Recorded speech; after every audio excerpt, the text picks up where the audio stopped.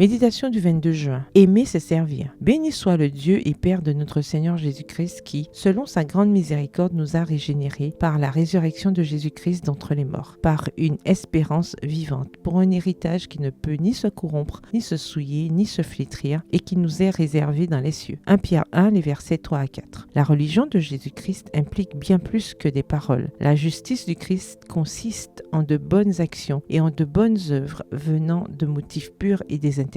La justice extérieure, si elle manque de parure intérieure, ne servira à rien. Voici le message que nous avons entendu de lui et que nous vous annonçons. Dieu est lumière, il n'y a pas en lui de ténèbres. Si nous disons que nous sommes en communion avec lui et que nous marchions dans les ténèbres, nous mentons et nous ne pratiquons pas la vérité. Mais si nous marchons dans la lumière, comme il est lui-même dans la lumière, nous sommes en communion les uns avec les autres. Et le sang de Jésus, son Fils, nous purifie de tout péché. 1 Jean 1, les versets 5 à 7. Si nous n'avons pas la lumière et l'amour de Dieu, nous ne sommes pas ses enfants. Si nous ne nous rassemblons pas avec le Christ, nous nous disperserons. Nous avons tous une influence et cette influence a des répercussions sur le destin des autres, pour leur bien présent et futur et pour leur perte éternelle. Tous sont des leçons à apprendre à l'école du Christ afin de parfaire leur caractère chrétien et de vivre en unité avec lui. Le Maître a dit à ses disciples, « Si vous ne vous convertissez et si vous ne devenez comme les petits-enfants, vous n'entrerez point dans le royaume des cieux. » Matthieu 18, le verset 3. Il leur a expliqué ce qu'il voulait dire. Il ne voulait pas qu'ils deviennent des enfants dans leur compréhension, mais dans leur malice. Les petits-enfants ne manifestent pas de sentiments de supériorité ou d'arrogance. Ils sont simples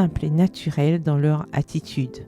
Le Christ veut que ses disciples cultivent ces manières simples afin que leur comportement tout entier soit humble et semblable au sien. Il nous a confié le devoir de vivre pour le bien des autres. Des cours royales du ciel, il est venu en ce monde pour montrer combien il s'intéressait à l'être humain et le prix infini payé pour la rédemption de l'homme montre que sa valeur est telle que le Christ a pu sacrifier ses richesses et son honneur dans les cours royales pour le relever de la dégradation du péché. Si la majesté du ciel a pu faire tant pour prouver son amour pour l'homme, qu'est-ce que les hommes ne devraient pas être prêts à faire les uns pour les autres pour s'aider mutuellement à sortir du gouffre des ténèbres et de la souffrance? Extrait du magazine The Review and Herald, daté du 22 juin 1886. Bonne soirée, que l'Éternel vous bénisse.